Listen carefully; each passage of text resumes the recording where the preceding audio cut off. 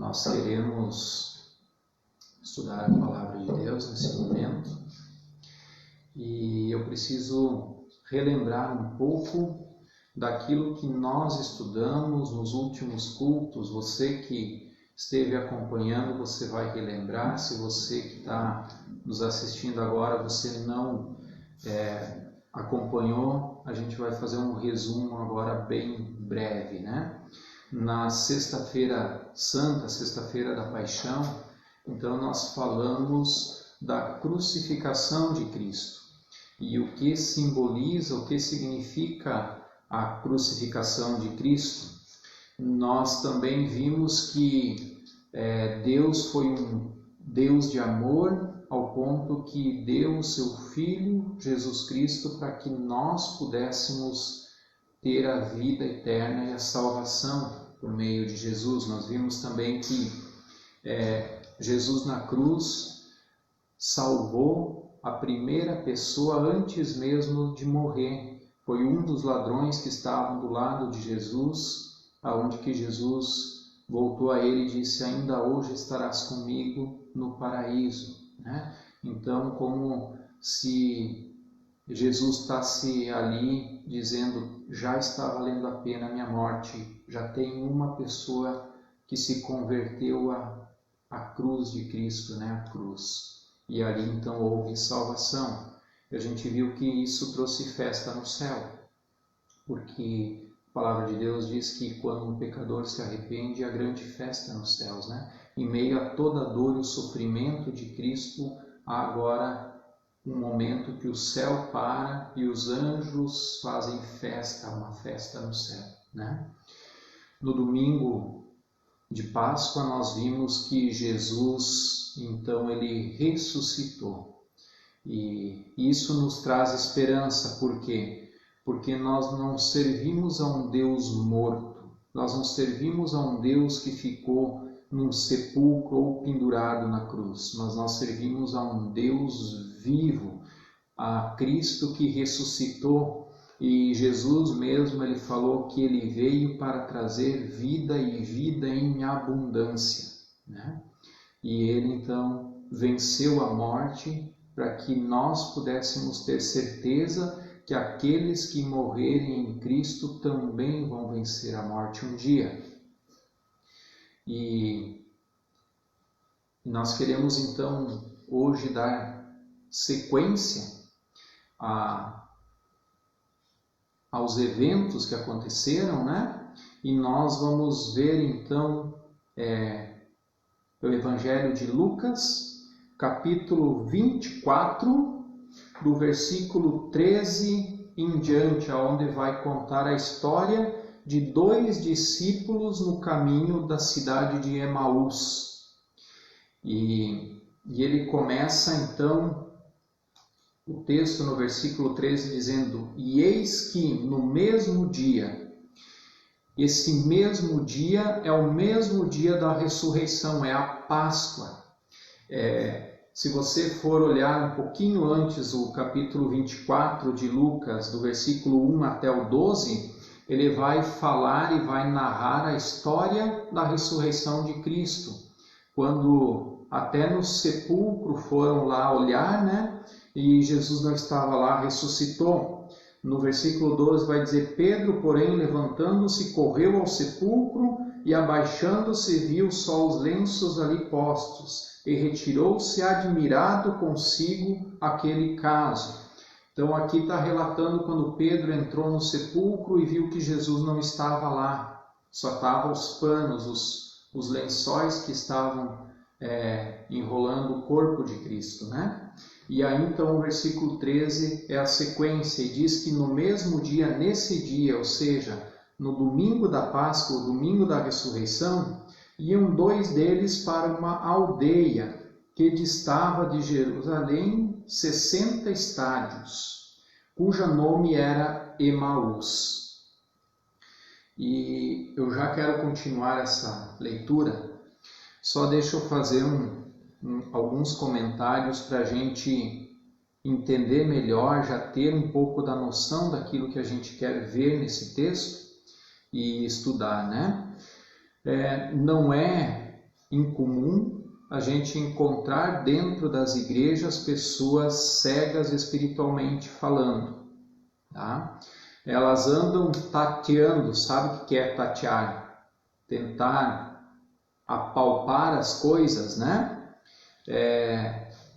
E tentam encontrar a Deus. No Atos 17:27 diz que para que buscassem ao Senhor, se porventura tateando pudessem achar, ainda que não está longe de cada um de nós. E não é difícil a gente encontrar pessoas assim dentro das igrejas. Tais pessoas não conseguem ver a Jesus mesmo ele estando ao seu lado. E nós vamos ver no texto, na sequência aqui de Lucas, que os 2 discípulos estavam no caminho de Emaús e não reconheceram Jesus. E por vezes estes cegos ainda tentam guiar outros cegos. Lucas 15:14 vai falar isso: deixai-os, são condutores de cegos. Ora, se um cego guiar outro cego, ambos cairão na cova, diz assim Lucas. E por vezes a gente encontra pessoas na igreja assim, são cegas espiritualmente falando, e elas tentam conduzir outras pessoas que são cegas também. E diz que o final não é muito legal, não, é trágico, né? Ainda temos que levar em consideração que cegar o entendimento das pessoas é uma estratégia de Satanás. 2 Coríntios capítulo 4, versículo 4 vai dizer o seguinte: nos quais o Deus deste século, o Deus desse século está se referindo a Satanás, cegou os entendimentos dos incrédulos, para que não lhe resplandeça a luz do Evangelho da glória de Cristo, que é a imagem de Deus. Então é uma estratégia de Satanás cegar o entendimento. E aqui nós vemos então que 2 jovens estavam então andando de Jerusalém para a cidade de Emaús, Lucas 24:13, cerca de 60 estádios de distância. Seguindo no verso 14, e iam falando entre si de tudo aquilo que havia sucedido. E aconteceu que, indo eles falando entre si e fazendo perguntas uns aos outros, o mesmo Jesus se aproximou e ia com eles. Mas os olhos deles estavam como que fechados, para que o não conhecessem. E eles lhe dizem: que palavras são essas, que caminhando trocais entre vós, e por que estáis tristes? E respondendo um, cujo nome era Cleopas, disse-lhe: és tu só peregrino em Jerusalém e não sabe as coisas que nela têm sucedido nestes dias? E ele lhe perguntou: quais? E eles lhe disseram: as que dizem respeito a Jesus, o Nazareno, que foi um profeta poderoso em obras e palavras diante de Deus e de todo o povo. E como os principais dos sacerdotes e os nossos príncipes o entregaram à condenação de morte e o crucificaram. E nós esperávamos que fosse ele o que remisse Israel. Mas agora, com tudo isso, é já hoje o 3º dia desde que essas coisas aconteceram. É verdade que também algumas mulheres dentre nós nos maravilharam, as quais de madrugada foram ao sepulcro, e não achando o seu corpo, voltaram dizendo que também tinham visto uma visão de anjos, que dizem que ele vive. E alguns dos que estavam conosco foram ao sepulcro, e acharam ser assim como as mulheres haviam dito, porém não o viram. E ele lhe disse: ó nécios e tardos de coração para crer tudo o que os profetas disseram, porventura não convinha que o Cristo padecesse essas coisas e entrasse na sua glória? E começando por Moisés e por todos os profetas, explicava-lhes o que eles se achava em todas as Escrituras. E chegaram à aldeia para onde iam, e ele fez como quem ia para mais longe. E eles constrangeram, dizendo: fica conosco, porque já é tarde, e já declinou o dia. E entrou para ficar com eles. E aconteceu que, estando com eles à mesa, tomando o pão, o abençoou e partiu e lhe deu. Abriram-se-lhes então os olhos e o conheceram, e ele desapareceu.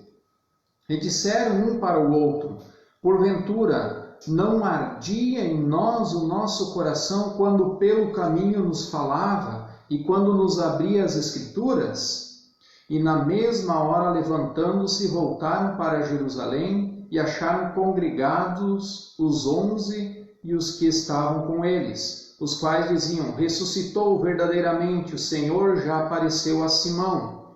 E eles lhes contaram o que lhes acontecera no caminho e como eles foi conhecido no partir do pão. Até aqui o texto.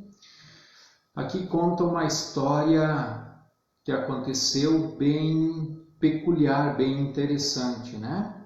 Então, já fazia 3 dias, o terceiro dia, Jesus ressuscitou e as pessoas voltaram, as mulheres que foram até o sepulcro, Simão, Pedro, voltou e tinha falado já: olha, realmente, Jesus não estava lá. E as mulheres disseram: nós vimos um anjo, e o anjo apareceu e disse que ele ressuscitou. E esses 2 discípulos parece que não acreditaram naquilo.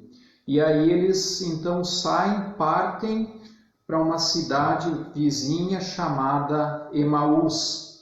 No verso 13 diz que Emaús estava a 60 estádios de distância. Um estádio é mais ou menos 185 metros. Então, 60 estádios vezes 185 metros seria 11 quilômetros e 100 metros. Então, vamos arredondar 11 quilômetros. Não era muito distante, né? Então, uma caminhada boa aí de umas 2 horas e meia, né? E eles saem, então, caminhando e, de repente, Jesus chega e começa a andar com eles. E eles estão conversando entre eles sobre o que tinha acontecido com Jesus. E a primeira coisa que eu quero chamar a atenção no versículo 16. O versículo 16 ele vai dizer: mas os olhos deles estavam como que fechados para que o não conhecessem. Por vezes também nós ficamos com os olhos fechados, aqui falando de olhos espirituais, não o nosso olho que enxerga, né? Muitas vezes agimos como se não o conhecêssemos, como não conhecêssemos a Jesus. Mesmo estando ao nosso lado, estando ao lado de Jesus, andando com Ele, conversando com Ele, esses discípulos não viram Jesus, né? Não enxergaram. E muitas vezes a gente também não vê Jesus estando do lado dele. Jesus mesmo vai falar no Evangelho de João 12:45 que quem vê ele vê a Deus. Então o contrário também é verdadeiro. Quem não vê Jesus não consegue ver a Deus. E a pergunta aqui é: você conhece Jesus? Deixa eu dar um pulo lá para Apocalipse.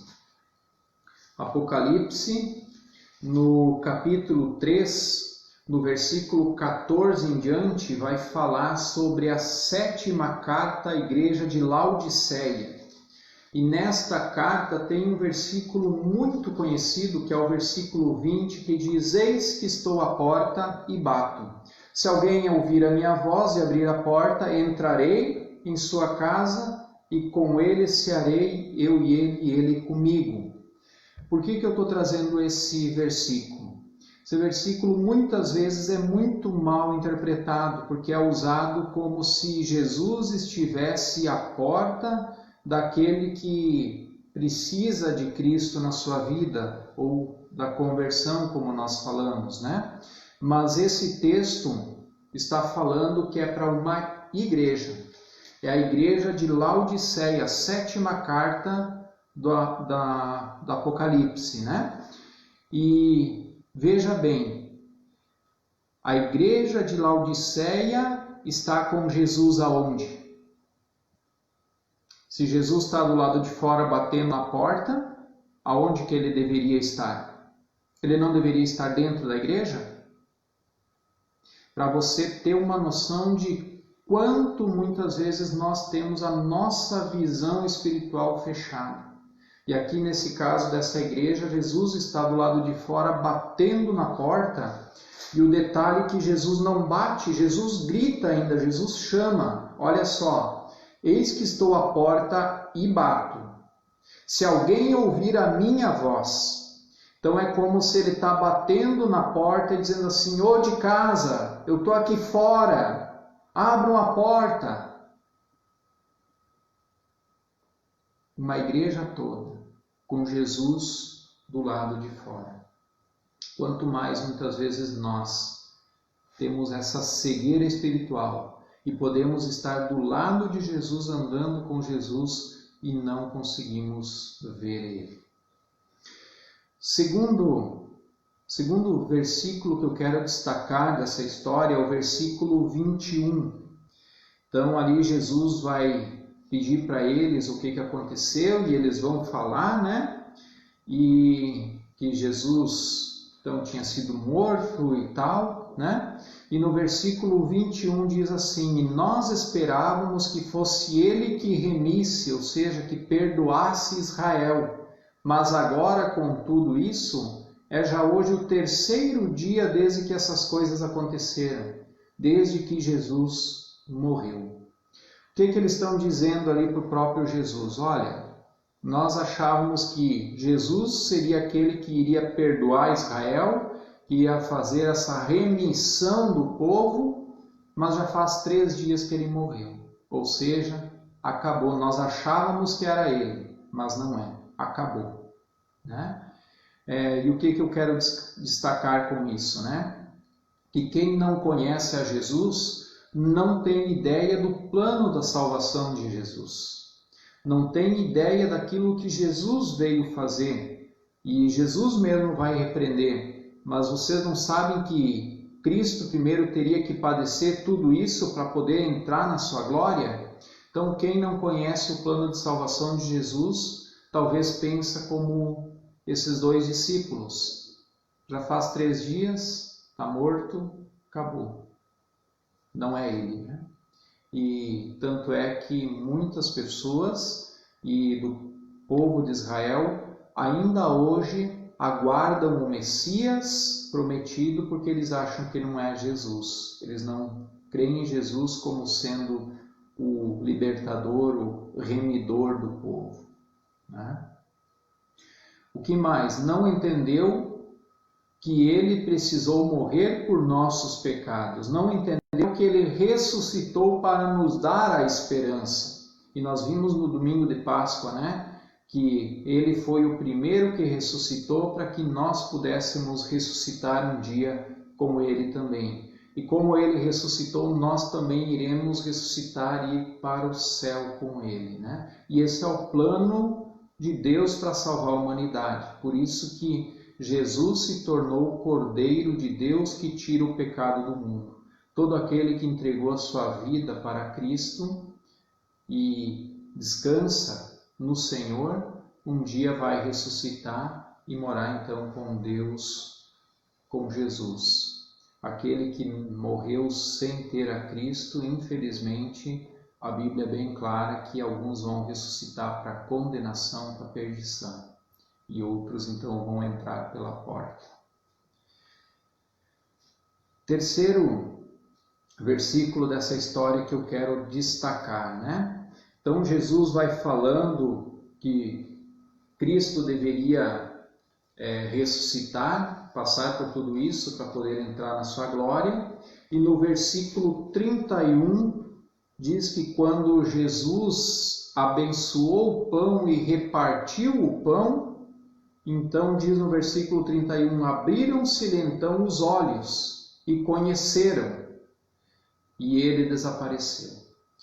Então, no momento que os olhos deles foram abertos e conheceram a Jesus, Jesus desapareceu da frente deles. O que nós podemos tirar de lição? Primeiro, precisamos pedir para que os nossos olhos sempre estejam abertos, para quando Jesus estiver conosco em comunhão, nós podermos reconhecer a Cristo. Aqui o partir do pão tem um significado de comunhão. Quer ver como é fácil da gente entender? Na sua casa, você convida um estranho que você nunca viu para entrar na tua casa, sentar na tua mesa, comer uma refeição contigo? Na minha casa, não. Normalmente, quem vem sentar conosco na nossa mesa são pessoas conhecidas, são pessoas amigas, são pessoas que nós temos relacionamento, são pessoas que nós temos comunhão. E sentar à mesa e repartir uma refeição, isso traz comunhão, cria vínculo, né? Se você tem amigos que nunca foi fazer um jantar para eles na sua casa, você com eles, né? Se você começar a fazer isso, você vai ver que vocês vão criar um vínculo muito maior de amizade do que simplesmente assim de se encontrar e conversar. Porque estar à mesa traz comunhão. E aqui então Jesus está em comunhão com eles e parte o pão e nesse momento eles conhecem, né? E nós precisamos fazer a oração, Senhor, abra os nossos olhos para que nós possamos enxergar a Cristo, nós possamos enxergar a Deus. Muitas vezes nós não enxergamos as bênçãos que Deus nos dá todos os dias. Efésios 1,18 vai dizer, oro também, Paulo falando, né? Oro também para que os olhos do coração de vocês sejam iluminados, a fim de que vocês conheçam a esperança para a qual Ele os chamou, as riquezas da gloriosa herança dele nos santos. Paulo está dizendo assim, eu oro para que o coração de vocês, os olhos do coração de vocês se abram, para vocês poder conhecer essa esperança que Jesus Cristo trouxe. E mais uma vez, precisamos conhecer a Jesus, porque é Ele o caminho. E ali o versículo é bem claro, diz Jesus falando, eu sou o caminho, não é um dos caminhos. Jesus é o caminho, é a verdade e Ele é a vida. E ninguém vai ao Pai senão por Jesus. É muito, muito claro, não precisa nem explicação, né? Só você ler que você entende, né? Diretor da faculdade onde eu fiz teologia, ele seguido falava que o problema não é os versículos da Bíblia encrencados, aqueles textos que a gente muitas vezes não entende o que quer dizer, mas é justamente estes bem fáceis que a gente lê e entende. Porque quando eu leio e entendo, eu preciso cumprir, porque eu serei cobrado dele, né? E em quarto versículo que eu quero destacar, então, é o versículo 32. O 31, então, diz que foram abertos os olhos dos discípulos e Jesus desapareceu. E no versículo 32 diz, e disseram um para o outro, porventura, não ardia em nós o nosso coração quando pelo caminho nos falava e quando nos abria as Escrituras? O que eu quero destacar aqui? Quando encontramos com Jesus, o nosso coração arde. É com o coração que nós vemos a Deus. Por isso a oração de Paulo em Efésios, abrir os olhos do coração. Olha o que Jesus fala no Sermão do Monte, Mateus 5,8, diz, bem-aventurados os limpos de coração, porque eles verão a Deus. Por que com o coração ver a Deus? Porque Deus nós não enxergamos com os nossos olhos. Deus nós enxergamos com o nosso coração. Nós só podemos sentir a Deus com o nosso coração. A presença de Deus, a presença do Espírito Santo. E quando nós encontramos com esse Jesus, o nosso coração arde, como o coração dos dois discípulos estavam ardendo pelo caminho enquanto Jesus falava com eles. Precisamos ter o nosso coração limpo, como diz essa bem-aventurança, para que nós podemos dar lugar ao Espírito de Deus. E o limpo aqui é limpo em todos os sentidos. É limpo do pecado. A palavra de Deus diz que aonde o pecado abundou, superabundou a graça de Deus através de Jesus Cristo. Mas também nós temos que estar limpos de outras coisas que muitas vezes nós vamos botando para dentro do nosso coração, um monte de lixo que a gente vai na internet, que a gente pesquisa, que a gente assiste, que a gente olha, que a gente vai atrás ou que mandam para a gente começa a botar lixo e um monte de porcaria dentro do nosso coração. E o nosso coração fica cheio de tanta coisa que não há um lugar ou espaço para o Espírito Santo. Nós precisamos ter o nosso coração limpo para poder dar espaço e lugar para o Espírito Santo de Deus. Quando sentimos a presença de Deus, sentimos este ardor em nosso coração. E a pergunta que eu te faço, você já teve um encontro com Jesus ao ponto do seu coração arder? Só você pode responder. Se você nunca teve essa experiência com Deus, peça para ter essa experiência com Deus, para você sentir a presença, o toque do Espírito Santo, e você vai sentir esse ardor no coração. Tem pessoas que acham que Deus não existe porque não dá para ver Jesus, nunca viram Jesus, né? Mas, como eu falei, Jesus não se vê com os olhos, Jesus se sente. E só pode dizer que Jesus existe, que Deus existe, aquele que experimentou, aquele que já sentiu o coração arder. E aí então você vai sentir e saber que Deus realmente existe. E às vezes pode ser esse ardor numa oração, às vezes vai ser diante de uma leitura da palavra de Deus, às vezes esse ardor vem quando você está cantando um louvor na sua casa, você não sabe explicar, mas vem algo no teu coração, uma paz, aquilo arde, aquilo é algo que toca no teu coração, muitas vezes talvez você chore, sem entender aquilo, mas aquilo não te traz medo, aquilo te traz paz, aquilo é bom, é o toque de Deus, é o toque do Espírito Santo no teu coração. E aqui eu sei que tem muitas pessoas que estão assistindo e vão assistir ainda, né, que são da nossa igreja, são batistas, tem muitos evangélicos de outras igrejas também, católicos, talvez tenha alguém que nem acredita muito na Bíblia e em Deus, mas está acompanhando, está assistindo, ou vai assistir posteriormente. Mas eu quero falar para você que eu não estou falando de uma religiosidade. Muitas vezes nós temos que nos despir de uma religiosidade, porque muitas vezes essa religiosidade nos deixa cegos, espiritualmente falando. Nós somos muitas vezes enganados ou ficamos com o coração enganados como esses discípulos, caminhando para Emaús, do lado de Jesus e não o conhecendo, achando que estão no caminho correto.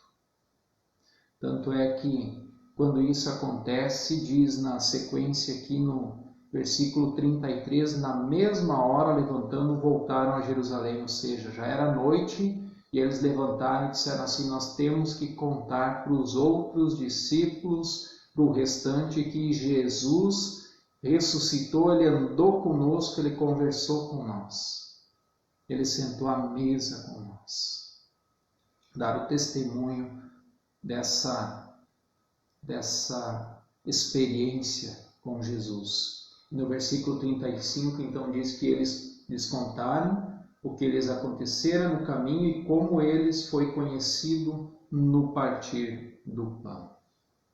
A minha oração é que você tenha um encontro verdadeiro com Jesus. Que você possa derramar o teu coração, abrir o teu coração para Jesus. E deixar que o Espírito Santo toque no teu coração e sinta esse ardor no coração. Quero orar ainda pela tua vida. Senhor Jesus, eu quero te louvar e te agradecer pela tua palavra que é viva e eficaz. Eu quero te louvar e te agradecer, Senhor, por esse registro da tua palavra, Senhor, onde que nos deixa uma lição tão valiosa e tão profunda, Senhor, para que nós não possamos cair no mesmo engano desses discípulos, mas que possamos estar com os nossos olhos bem abertos, Senhor, nossos olhos espirituais para te ver, para estar do teu lado, para te conhecer quando tu se apresenta a nós. E a minha oração, Senhor, é que tu estejas tocando no coração de cada um, Senhor, que está assistindo, que está acompanhando essa live ou posteriormente, Senhor, está assistindo nesse momento, que tu estejas, Senhor, fazendo com que o coração arda, Senhor. Que eles tenham uma experiência contigo, Senhor. Uma experiência que só o Senhor pode dar, através do toque do teu Espírito Santo, Senhor. Que pessoas, Senhor, possam ter essa experiência como esses discípulos tiveram no caminho, que ardia o coração quando Jesus falava com eles. Que assim seja, Senhor. E em nome de Jesus, eu coloco cada um que está acompanhando na tua presença, em nome de Jesus. Amém e amém.